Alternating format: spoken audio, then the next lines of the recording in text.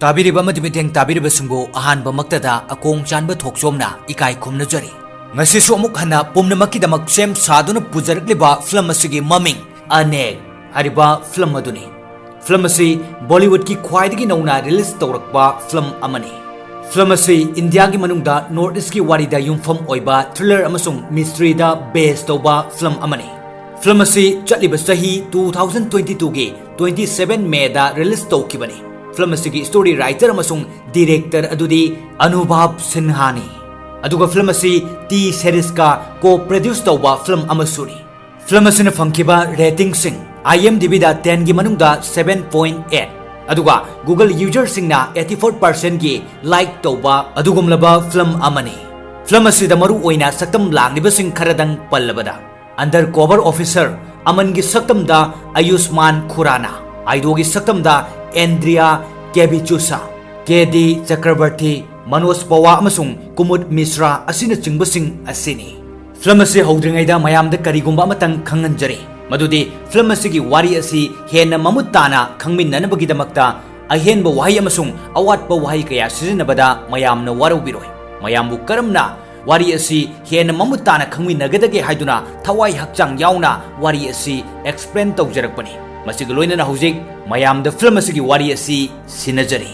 Film asi horakpada club amada police singna paisa khaigat palaklame. Club adugi manager ga police aduga saunarkpadagi police aduna club adu maming khaktagi club oina laibani fataba tawfamni haiduna aranba siduna club aduda lakpa miyoi sing adu pharami. Phariba miyoi sing adugi manungda film asigi main actress haibadi heroine Aido su yaurami. Police nupi amana Aido bu faduna mamaida khupakna hanna thai aduga karemna dun hairi mafam asida Bangkok tagi massage to bulak libra aingonda su massage to ro asumna karemna bu wangang ngangladuna farami matang asidagi sinnasi change to duna boxing court amada Aido boxing to duna leirami Aido gi coach amasung mafam adugi coach amaga wari sanarami coach aduna coach John da hairi angakpani ngasigi numit ase selection day ni aduga nakhoigi nupi asina ahing club ta chatui laibak faribadi police station adudagi direct aingonda call tawrak ahubadagi ni nalamdrabadi newspaper asid magi photo yauduna tongana maming chatkhragadabani nakhoidi imung manung punna yu thakminabra asumna hairamlaga makhoi ani haugatuna wari makha tari jona course adugi paukhum pirai aigidi ichanupi amata leite Aido gi mari mata amagi birthday gi ni haiduna aingondagi ayaba lawduna chatkibani Aido sanabada yamna technique laibi nupini wahi asi taraga course aduna thawoidana amuk hairi chumi Aido Commonwealth Games tasu ngamlabini adubo aikhoigi team da mahak asi lawduna yawhallaga mana ngamlaklabadi India na mai pakpani haigadra natraga China na mai pakpani haigadoribra John aina phagi tawbanida Aido gi matam leiri aduna mathang chahi gi oina honarase wahi asi taraga John-na yamna nungaitana selection tawkhrabi nupi amabo maming panduna Aido-na ahumlag knock out tawduna ngamgani haireklami wahi asi taraga atopa course adu yamna sauraktuna John da hairi kari haiba Aido-na gopabo knock out tawduna maithiba pigani haiba nang ngaure yare chakro wahi asi tabada John nungaitana Aido-na sauna pek tawringai da hairami makoina nangsi karisu oina khande Karigumba nangna gopabo maithiba pirabadi Indiana nangbo karamna sanahandaba ngambano haibadu yenge Aido paukhum amata pidana mafam adudagi thoglaktuna atopa course aduda Aido-na thamoi sokna hairei maithiba pigani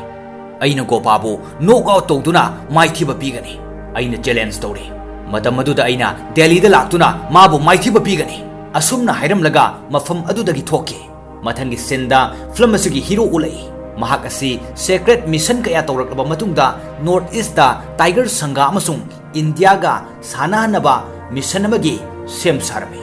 reporter nupi amana Tiger Sanga da interview lawrami reporter aduna Tiger Sanga da wahang kaya hangli India gi amasung North East ki matangda maduda Tiger Sanga na khumlai aikoi Indian nate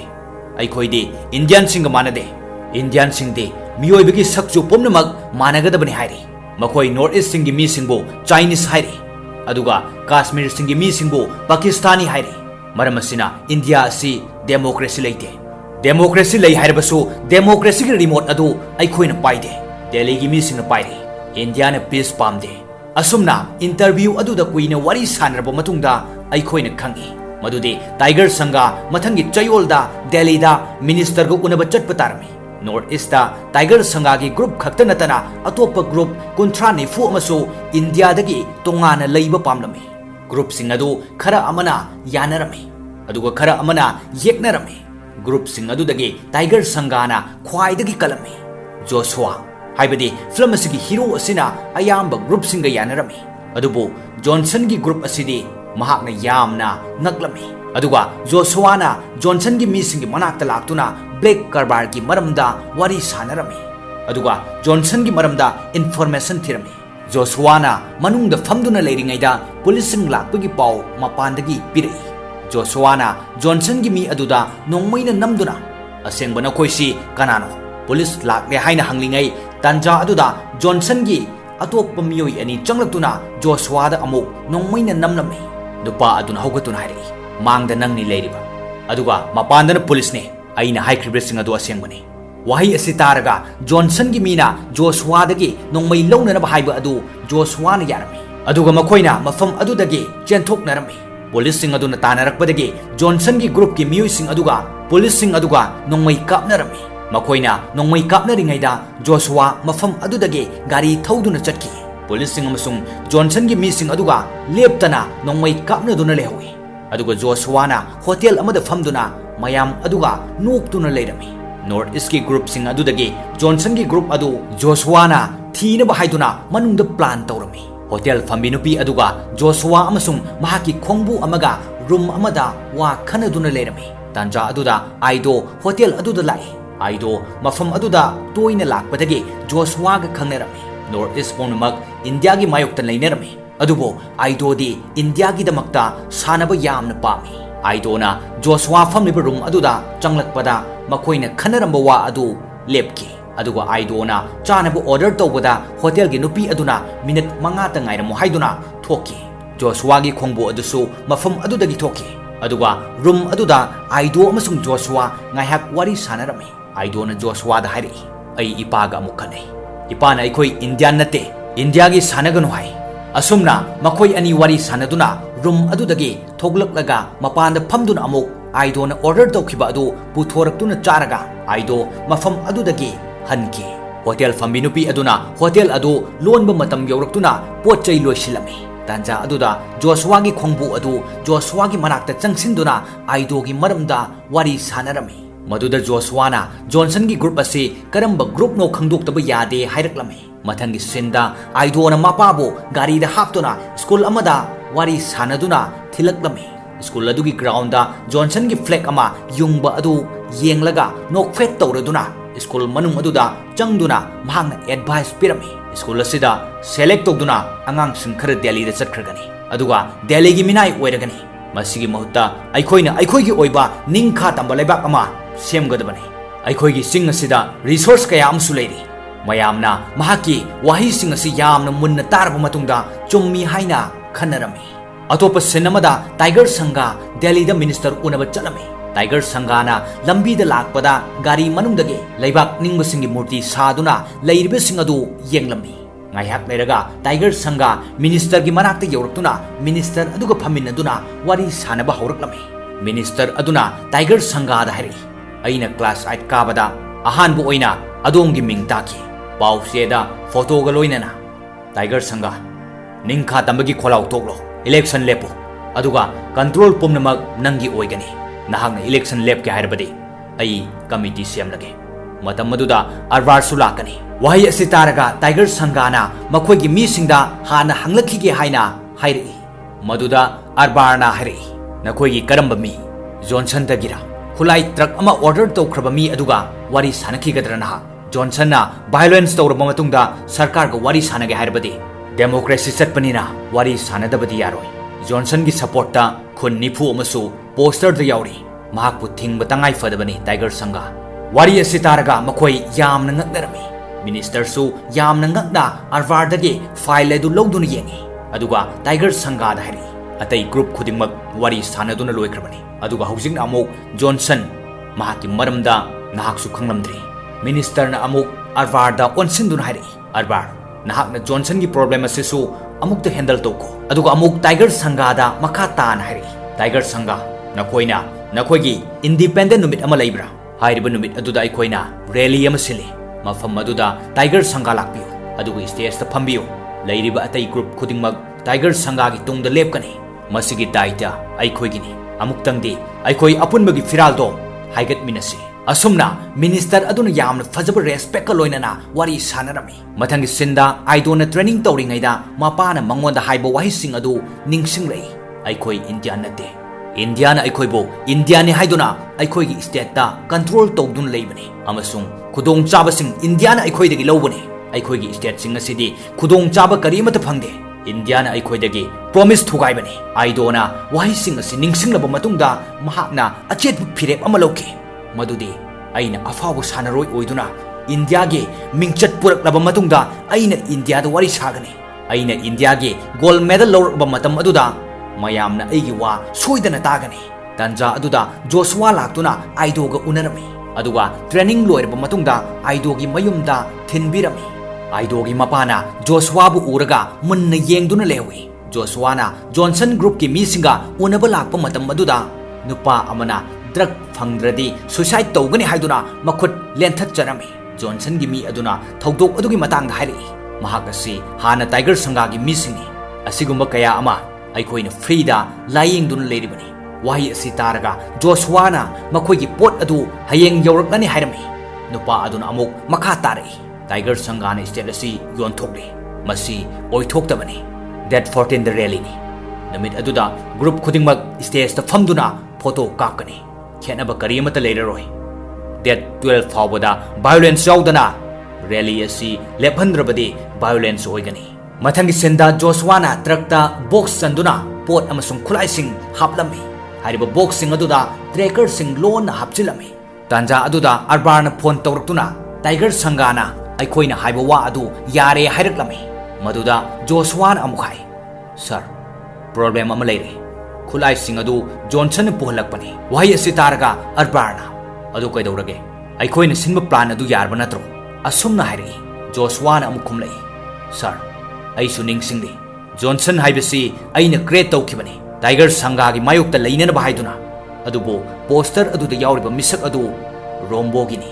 retail oikraba Tiger Sanga gi lalobu singi maraktagini asengbadi Johnson gi mingda masak khangdaba mana khulai sing asi lobani aikoina khulai asi pidrabasu makoina atopa mafamdagi soidana lawkhigani aikoida information kari amata khanghoroi aina khulai singi box aduda tracker hapchale aina track tawragani asumna haibada arbarna matam yamna leitre khara thuna problem asi solve taw asumna hairaklami Joshua gi asengom ming asi aman kawi Joshua na truck adu thadokhraba matungda hotel da laklami Joshua na Aido bo masa khangandana Johnson gi mingda khulai kauri misak adu khangnana ba haiduna loinarami Joshua na hotel mamangda leiringaida Aido laktuna makoi ani wari saduna coffee thakba changlami madamaduda masak khangdaba nupa amana gari dagi makoi ani gi photo lona kaphawi mathangi sinda hotel aduda leibi nupi adugi chahi 15 mukta suriba macha nupa ama khungangda leiduna laloba singi mating pangduna leirami laloba sing aduna angang adu yamna luna stobirami nupa macha adugi maming Nico kawi hotel phambi nupi aduna Joshua gi mating pangliba adu macha nupa Nico na karigomba lalhoba yaukhiduna khudong thiba nanglabasu kanbina bahaiduna yaubani numidangi matamda Tiger Sanga gi misingna Johnson gi misingbu thiba horaklami police singna khun aduda laktuna miyoi kaya pharami yum kai kaya maina chaktuna generami aduga Nico su mana uppatupi adu ubadagi police na phaduna poki paw asi phangbada Joshua amasung Nico gi mamaga mayam phaduna thamliba mafam aduda lai makoi mafam aduda changlaktuna yengbada police sing aduna miyoi pumnamak adu yamna sathina ot nairami Joshua na Nico bu lawthoraklaga hotel aduda lai Nico gi mama na Nico da khungang aduda amuk hana chatlallaroi nahak Delhi da chatkhro haiba matamda Nico na ai India da chatloi haina khumlei Nico gi mama na hairi karigumba mafam aduda amuk hana khudong thiba nanglabadi ai nangbu kanba laklaroi asumna hainamlaga hotel manungda changki Joshua na Nico bu famanduna gyan tanana bahaiduna fatha birami aduga hairi mafam asida nangi imaga leimina natraga Delhi dasu chatlurano Assam da chalo mafam aduda paisa tanduna yum gari leiduna leinanaba aduga mafam aduda aigi imanaba su lei wahi asi taraga nikona khumlei aigi khungang mafam asidani aduga aina mafam asi thaduktuna kaidobagi chatkadoribano aigi khungang da lau uduna imanaba singa nungaina leigani isai sakpasu yamna pami nahakna haibiu imase aigi khungang da punna leisi haina imasu isai sakpa yamna pamjabani Joshua na amuk hairi mafam aduda nangi imana nangbu leheningde maramdi nang khara chawrakpaga makhoina nangbu phaduna purkhagani haiduna nikona amuk hairi nahak lau uba pambra Joshua na pamde hairakpada nikona amuk hairi aisu gari leiba pamde school kaduna lairik tamningi imaga punna leiminaningi aina hairiba silanbra asumna hairamnaga hotel room da changsinduna mamana nungaitana famliba manakta changsinduna nungsina konduna kaplamlaga thokiduna khungang aduda amuk hanki asomdana Tiger Sanga Delhi dagi halaktuna Johnson gi matangda poster adu yengduna hairi mahak asi aigi mi oirambani adubo aingonda yaningdabadagi mafam asi thaduktuna China da chatkrabani chahi mangagi mamangdagi Johnson gi ming asi tarakpani haikoina karisu thausaru-dabani adubu haujikti Johnson asi maru phangna muthalo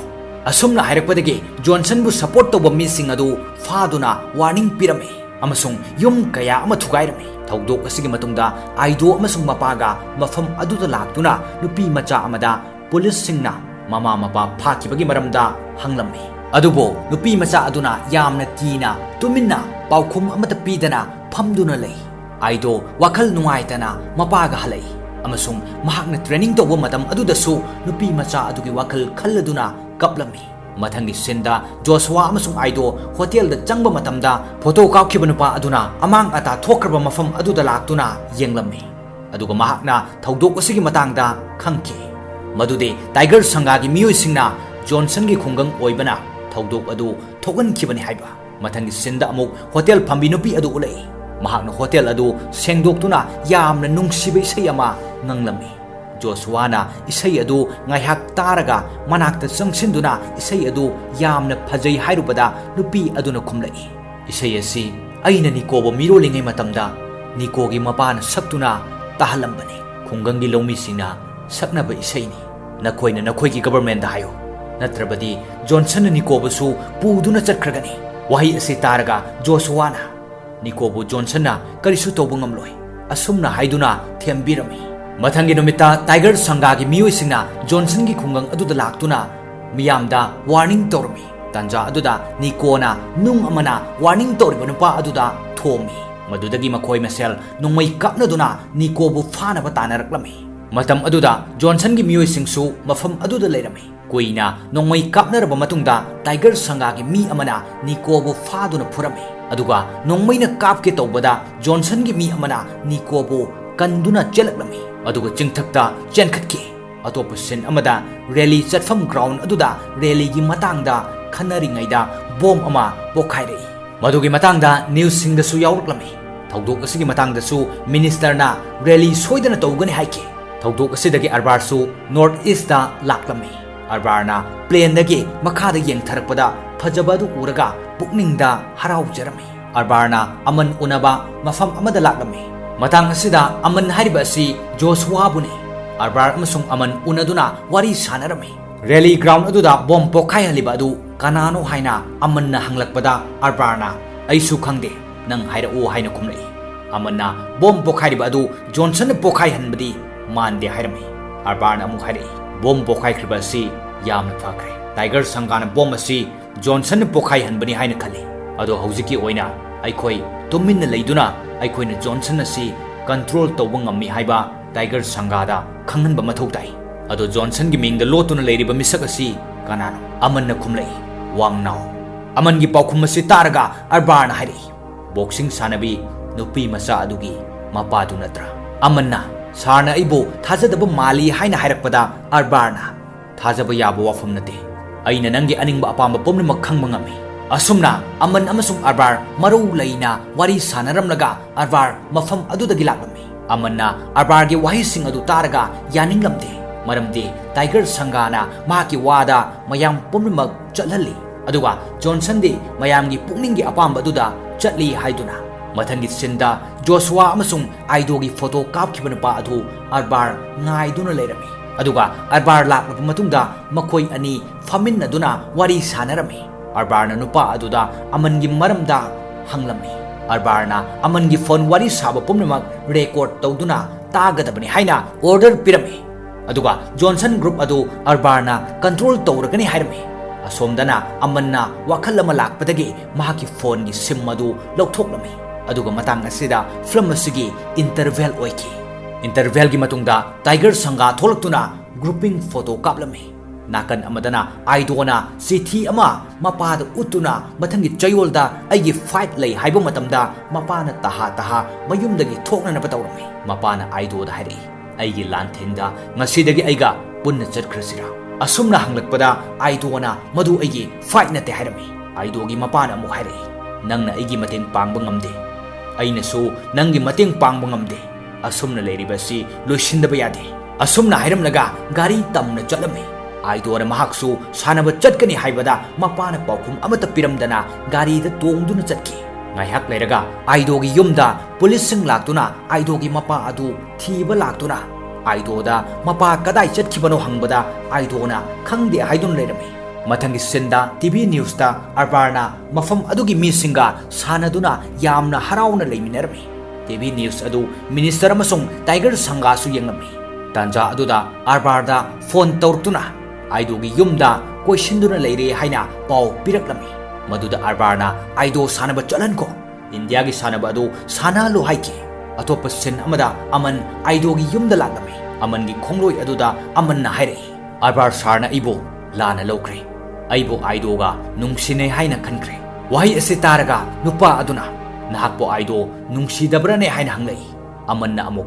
Mafam Masida Aikoi Tabak to Wulakpani Asumna Hiram Laga Aidogi Mayumda Changlakuna Matam Yamdre Packing Tok Siluro Haina Haibadagi Aidona Manung the Packing Tok Chunky Aidona Hek Chunky Baga Amanna Karigumba Amatirami Mahakna Che Ama Yenglingaida Aidogi phone Laklami Aidona Tolaktuna phone Adu Tangatuna Wari Sanarami Amanna Leptuna Lay phone Adu Tamkraga Aidona Hari Aigi Ipagi phone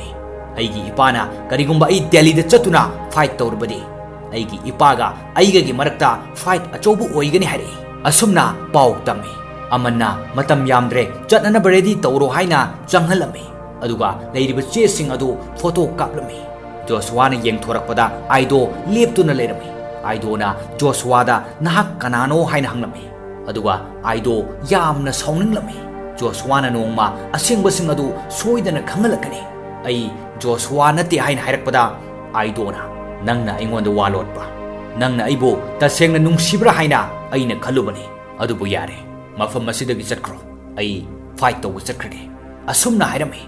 Joshua Tamoi Seng Hajaba Matam the Su Aidona Takide Aduga Matung Amukana Unadan Basuhaiki Aido Magi fight to Nerba Haiduna Wakal Nuaitana Gari Tung Duna Chaki Atopasin Amada Niko Pamduna Lambi the Gari Lakpa Yeng Duna Lady Johnson gi Misingna Gari Lakfam Aduda Bom Pumduna Tamami Nikona Gari Lakpa Ubada Makoi the Chensil Laktuna Harami Aduga Makoina Lumduna Leraga Gari Lakpa Matamda Bom Adu Pokai Halami Bom Adu Pokai Rakpada Niko Su Yamna Nakna Laibana Pai Tuktuna Tai Gari Adu Tiger Sanga gi Musingni Makoi Leptana Nomai Kapnarami Tiger Sanga gi Misingna Kablakpada Nima Kauba Niko gi Mayamba Singama Panduna Si Matawasi Ubadagi Nikona Yamna Sauna Nomai Paiduna Tiger Sangagi Musing Adu Halam Laga Mafam Adudagi Laklami Pawasi Tiger Sangada Nupa Amana Changlatuna Tamlami Tanja Aduda Arbarsu Mafam Aduda Lerami Arbarna Mahak Srinagar Chalani Nahakna Pumnamak Wakal Kalaga Marol Haira O Hiram Laga Chatki Policingna Johnson gi Plekta Photo Sizinabunapa Adu Paki Amanna box ta tracker hapkiba adugi mateng dagi Johnson gi miyosing adugi manakta laklaga wangnauga unarami makoi ani phamin aduna wari sanarami Joshua na wangnauda asengba wari sing hairami ai police ki thabak tawbani nakoina nongoi pairam dabo oirbadi sarkar na nakoiga wari sanaba yabani adubu nakoina nongoi paibadagi angang kaya mama mapa kaina bo oire Masigi manungda Aido su amani. Asumna makoi ani problem masigi maramda wari sanarami. Wangnauna North East ki maramda yamna marik chumna hairami. Aduga makha taana hairi. Nahakna Johnson gi minga si pituna group asi semkibani. Aduga group asi chalaina ba paisa su nangna pirakkibani. Haujikti aikoi pumnamak Johnson ne. Ngasi ai sikrabasu hayeng Johnson ama lakani. Masigi matungda Joshua mafam adu da lakpa adu Arbarna mi thadokuna lona matung inahalai. Asomda police singna Johnson ni haiduna phariba misak adu nungmina kaptuna halami. Aduga wangnauna leiriba mafam adu dasu police singna question duna nungmai kapnarami. Arbarna tharakpa nupa adu amanna nungmai namduna gari da haplaga puraklami. Nupa aduna magi maramda hairakpada amanna nungmai namlamba adu toki. Aduga wangnauna Johnson gi maramda kari haibano haina hangduna wari sanarami. Amasung India gi misingna North India, South India haina tongana khainariba asigi matangdasu wari sanarami. Tanja aduda amanda call ama lakpadagi gari khamduna wari sanai. Maduda amanna khangi. Madudi Arbarna mahaki matungda mi senanduna thammi haiba. Wangnauna rally adu thingnana bhon alami. Khanghodana Johnson gi mising aduda attack tawrei. Johnson gi mising mathang nongmina panduna siki. Makoi gi marakta Nico su yaurami. Leptana kablakpadagi Johnson gi miyoi pumnamak siki. Nico mathanta hingawi. Adubo aroibada Nico su nongmina kablakpada panduna sirami. Church amada Nico gi mamana leiringaida aman lai. Nico gi mamana aman bu uraga nungaitana thoklaklaga yamna pendana kaptuna. Nakoina santi gi thabak tawi haibadu masira santi. Asumna haiduna kaptuna angawi amagum chatki. Aman paukhum amata pidana church aduda lehawi. Tanja aduda Arbarna phone tawri. Maduda amanna wari singtami. Mana wangnaw wari sanabada track tawduna attack tawruklamdrabadi. Sarkar ga wari sanabada mai paklagadabani haina hairakpada Arbarna wangnaw wari sanabagi mathau tadi. Makoibo tuminna lehengadabani hairi. Amanna amuk hairi. Sir, Tiger Sangana state sing asida magi control tawduna leiribani. Mangondagi santi gi thajaba thamba asi chumgadra. Arbarna paukhum pidana wangnaw gi leifam hanglei. Wangnaw Myanmar da lei haina amanna haibada force team ama semduna mafam aduda chatnanaba haibada amanna mafam aduda mathanta chatuna wangnaw bu purakke haibada Arbarna yaramde. Maramasina mafam aduda surgical strike tawnanaba haiduna force team ama semduna mafam aduda chatpa haurami. Amanna magi khongbu aduda hai. Makoina wangnaw bu hatnanaba chatkibani. Aikoina wangnaw bu faduna purakadabani. Matang asidagi sin ani thongna ulei. Aido Gopaga sananaba haiduna interview tawrami. Fight asida ngamba aduna India team gi sanaba chatkadawribani. Reporter sing aduna Gopa khaktada oina interview tawrami. Aduga Aido da kana amatana yenglamde. Nakan amadana force team aduna wangnaw na leiriba mafam adu question leirami. Asomda boxing fight adu sohorami. Audience sing aduna Gopa gi maming lauduna thona hablami. Atopa sin amadana force team aduna mai chakalaga misam sing adu chenthok halami. Tanja aduda Tiger Sanga gi misingna Johnson gi misingda attack tawi. Force team aduna Tiger Sanga gi misingna attack tawbani haiba khanglami. Sin change tawduna boxing fight adu ulai. Aido amasung Gopa yamna fajana fight tawrami. Aido na Gopa da yamna fajaba punch amaga loinana phuba haurakpada mayam pummak yamna nagdarami. Aduga amuk sinna si change tawduna Johnson gi mising amasung Tiger Sanga gi mising nongmai kapnaba adu ulai. Aman amasung major na wari sanabada major aduna wangnaw bu kaptuna hananaba order tawki. Maduda amanna wangnaw bu faduna punanaba hairamlaga mahakna thoktuna Tiger Sanga gi mising adu nongmaina kaptuna halami. Force team maduna su amangi cover tawrami. Aduga amanna manungda changbada wangnawna surrender tawrakpada amanna leiriba ataida nongmai kaptanaba haiki. Aduga faduna puraga lai. Aido su fight adu ngamlami. Maramasina mahakna India team gi sanaba chatpatarami. Amanna Arbar gi manakta Tiger Sanga amasung Johnson gi file amamam puduna laklaga pirami. Aduga hairi. Sir, phaba tarbadi Tiger Sanga amasung Johnson animak phabiyo. Aduga Shanti gi wari sage hairabadi Johnson amasung Tiger Sanga animakka wari sabiyo. Aina sarda wahang ama hangningi. Madudi Shanti asi kana amata pamdabagira. apikpa problem amabu solve tawdana politics sanaraga leiribase asumna hairamlaga aman thoki Arbarna phone the wari saduna minister ga unaduna makoina tawba plan mai pakle khanduna unaki North East ta thokiba thaudok adudagi sarkar ga Tiger Sanga ga makata na wari sanabagi khudong chaba adu leikidre asumna Santi tanba saduna adumak loishinki tha amagi matungda Aido na India gi damakta sanaduna final yaurami pomnamakna India haiduna yamna harauna sonarami boxing final adusu India na Germany dagi point 4-1 da mai paktuna gold medal lori final match adu ngamlabada mipum khudingmakna harauna rami Aido gi coach na yamna harauna India gi flag adu Aido da pirami Aido na nungaitaba sakpham amaga makok nonthaduna India gi firal adu maning tamna haina humna paihalami Aido mabukningda ningamdaba wari kayaga loinana mai paklaba matam adudasu leplami aduga matang asida film asigi aroiba saruk oiki ngasigi film asi Akbar haibong makhongna Manipuri da ithokpirakpani atenba matamgi manungda nungairiba film ama amuk pujarake pumnamakpo akong sanba thoksomna amukka na ikai khumnazaraga ngasiga oinadi matang asida tension jari